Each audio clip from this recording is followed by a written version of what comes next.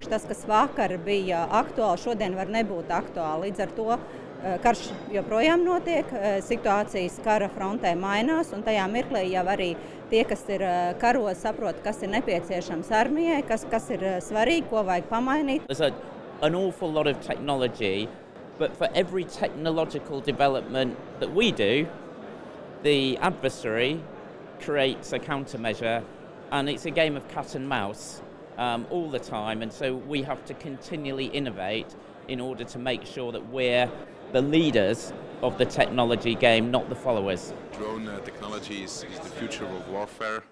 It's like the gunpowder in the 100 Years' War. It is like the Industrial Revolution was for World War I, and it's like the nuclear position and the nuclear capacity was for World War II. And if you look at the number of deaths that we're now seeing on the front line, there are now more Russians being killed with first-person view drones than with artillery. That is a reflection of the innovation and the usage of drones that we're seeing on the front line, but it's also a challenge to all our militaries as well, about how we adapt. I'm wondering how much of a priority is that for you? We're facing today.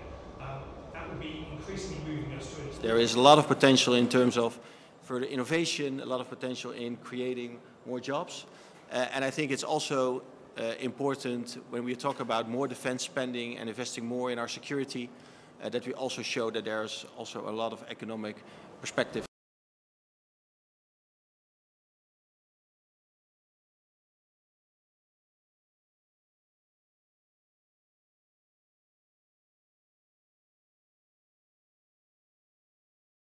Šobrīd es, protams, paļaujos arī uz bruņotajiem spēkiem, ka bruņotie spēki pēc iespējas efektīvāk arī integrē šīs dronu spējas, gan gaisa dronu spējas, ar ko mēs tiešām jau aktīvi uzsākām šo savu integrēšanu pagājušā gadā, gan sauszemes un jūras dronu, ko mēs sākam testēt aktīvi šogad.